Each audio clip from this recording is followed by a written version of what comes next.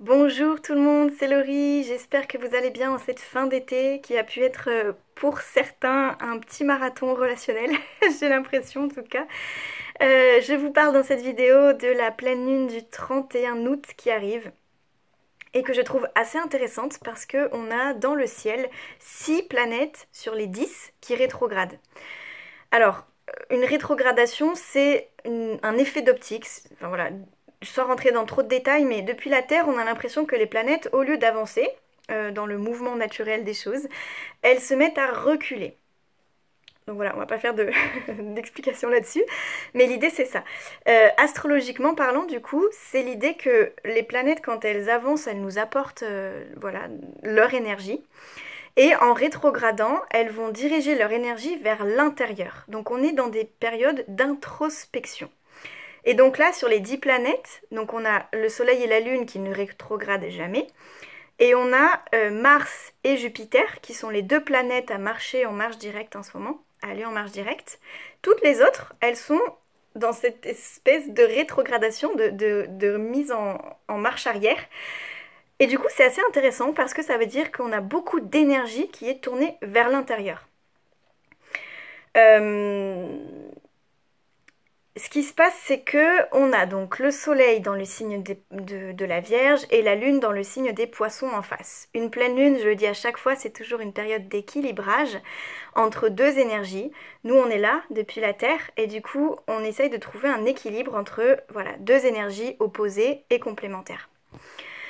On a le soleil dans le signe de la Vierge, donc avec cette période de la rentrée, le signe de la Vierge, c'est un signe qui nous invite à nous organiser, planifier, voir les choses dans les détails, enfin voilà, faire fonctionner notre cerveau de manière à ce que tout se passe bien, que tout soit sous contrôle et que tout puisse s'agencer, voilà, pour démarrer dans de bonnes conditions. Ce sont deux signes, la Vierge et le Poisson, qui sont ce qu'on appelle mutables. Chaque signe a une manière de fonctionner. Pareil, sans rentrer dans les détails, la Vierge et les Poissons, ce sont des signes mutables. Ce sont ces signes qui arrivent à chaque fois en fin de saison, finalement pour nous préparer à l'après. C'est la fin de l'été, mais c'est pas encore l'automne, et c'est du coup cette période-là d'entre-deux. Donc c'est des signes qui nous appellent à être relativement adaptables, à accueillir les choses avec ouverture, enfin voilà, à se préparer finalement à la suite, puisqu'à la prochaine nouvelle lune, on sera dans le cycle de l'automne. Donc voilà, on est dans cette période de préparation, d'organisation, de planification, et cette pleine lune, elle arrive en Poisson pour nous dire, ok, ok, ça c'est bien, et maintenant je vais essayer de trouver un équilibre entre comment je planifie les choses avec mon mental et mon cerveau, et comment je me laisse aussi guider, parce que je sais que je ne peux pas tout contrôler, tout maîtriser, qu'il y a une part d'inconnu dans la vie que je ne maîtrise pas, et comment je peux m'abandonner à ça, et du coup suivre aussi les choses avec plus mon intuition. Donc on va être dans cette recherche d'équilibre entre ces deux énergies-là. C'est aussi une recherche d'équilibre entre voir tous les détails, parce que la Vierge c'est ça son rôle, c'est de ne laisser aucun détail échapper pour que tout soit nickel en fait, on est vraiment dans une recherche de perfection. Et les poissons qui eux nous disent, bah si tu prends du recul en fait, tout est parfait tel que c'est, il n'y a pas besoin de plus. Voilà, donc ça va être aussi une recherche d'équilibre entre qu'est-ce que je vois dans tous les détails et comment est-ce que j'arrive à accueillir, ben en fait, si je prends du recul, tout va bien se passer. C'est une pleine lune qui nous invite finalement à accueillir les imperfections quelque part. Puisque dans cette énergie vierge qui cherche à que tout soit parfait, on peut aussi être amené à vivre une certaine forme de culpabilité parce que la perfection n'existant pas, on peut toujours faire mieux, on peut toujours faire plus parfait, on peut toujours voilà, approfondir nos détails. Et ben du coup on peut tomber dans une espèce de culpabilité, d'énormes exigences envers soi qui peut créer quelque chose d'assez dur à vivre et envers les autres aussi. Et donc l'énergie poisson en face elle est là pour nous rappeler que en fait tout est ok quoi. Il y a vraiment, lâche ton besoin de perfection et si tu acceptes ces petites imperfections là tu te rendras compte qu'en fait tu peux vivre en étant plus aligné, centré et en te remettant à plus grand. Parce que quelque part, c'est aussi un apprentissage, l'axe vierge-poisson, c'est aussi l'apprentissage de l'humilité, dans le sens où on nous dit, tu pourras faire absolument tout ce que tu veux, si l'univers est plus grand, ou Dieu, ou appelez-le comme vous voulez, a décidé que ce serait pas comme ça, et ben ce sera pas comme ça. Donc il y a aussi une certaine forme d'humilité à se remettre à plus grand et à se laisser porter par ce qu'on nous appelle à vivre. Voilà, donc on va être dans cette recherche d'équilibre-là. Et ce qui se passe avec cette pleine lune, c'est qu'on a donc le soleil en vierge, la lune en poisson, et collé à la lune, on a Saturne. Et c'est là que ça devient hyper intéressant, c'est que Saturne, c'est une planète qui nous parle de structuration et de restructuration. C'est une planète qui nous parle du cadre, de tout ce qui est finalement bien ancré, bien posé, bien organisé. Justement, ça rejoint un peu l'énergie vierge là-dedans. Qui tient bien en place pour nous permettre d'avoir quelque chose sur lequel s'appuyer. Et donc c'est une planète qui nous invite, quand elle est active, à revoir tout ça. Tous nos cadres, toutes nos structures, tout ce qui fait que tout tient bien comme ça, qu'est-ce qui a besoin d'être réajusté, d'être réévalué. Et donc pour ce faire, elle nous appelle à l'introspection. Donc on a déjà beaucoup de planètes qui rétrogradent, on a Saturne qui est une planète vraiment d'intériorité. C'est vraiment la planète qui nous relie à cet espace de sagesse intérieure qu'on trouve quand on est seul avec soi-même, en méditation, enfin voilà, en voyage intérieur quelque part. Donc on est vraiment appelé à venir recentrer l'énergie comme ça autour de soi, en soi, pour faire un bilan de tout ce qu'on a pu vivre, j'ai envie de dire pendant l'été. Moi c'est comme ça que je comprends cette pleine lune, parce que l'agencement est assez intéressant. On avait Vénus qui a commencé sa rétrogradation, donc des remises en question relationnelles et de valeurs. Et 3 jours après cette pleine lune, Vénus, elle reprend sa marche directe. Donc on arrive en fin de son parcours là. Donc il y a vraiment pour moi cette période-là de revenir à soi, d'introspection, en se disant tout ce que j'ai vécu pendant l'été finalement, qu'est-ce que je garde, qu'est-ce que je laisse, qu'est-ce qui finalement quand je me retrouve avec moi-même, qu'est-ce qui reste quoi. Donc je la trouve assez intéressante, et ce qui se passe en plus, c'est que donc Saturne fait partie de ces planètes qui sont en rétrogradation. Saturne qui rétrograde, ça veut dire qu'on va intérioriser et se remettre en question par rapport justement au cadre, à la structure. On vient vraiment nous dire finalement, nous montrer toutes nos rigidités intérieures, toutes nos contraintes intérieures, en nous demandant « Hey, est-ce que c'est vraiment utile tout ça là? Est-ce qu'il n'y en a pas en trop? Est-ce qu'il n'y en a pas qui en fait t'étouffe et t'empêche de faire vivre ton être intérieur profond ?» Donc voilà, donc on est encore dans cette remise en question, mais là plus vraiment en cette fin d'été, dans une période de bilan, de conclusion, et de se dire qu'est-ce que je garde, qu'est-ce que je laisse, comment est-ce que je peux un peu vivre là, laisser vivre mon être intérieur pour que ce soit plus fluide quoi. Donc voilà, ça c'est le gros de cette pleine lune, et je vous reparle quand même de Vénus parce qu'elle arrive en fin de parcours, donc c'est intéressant de voir le chemin qu'elle a parcouru. Donc je le redis, enfin pour ceux qui arrivent, mais Vénus c'est cette planète de l'amour, des valeurs, et qui était en phase de rétrogradation depuis le 24 juillet jusqu'au 4 septembre, avec une grosse du coup période de remise en question sur notre manière de vivre nos relations et nos valeurs. Et donc ce qui se passe, c'est que un petit peu avant qu'elle rentre en marche arrière, donc aux alentours de mi-juillet, il y avait comme l'idée on aspire à quelque chose de plus grand, de différent, de plus élevé, de plus d'amour, des valeurs plus belles qu'on a envie de vivre. Enfin voilà, on commence à ressentir ces questionnements-là.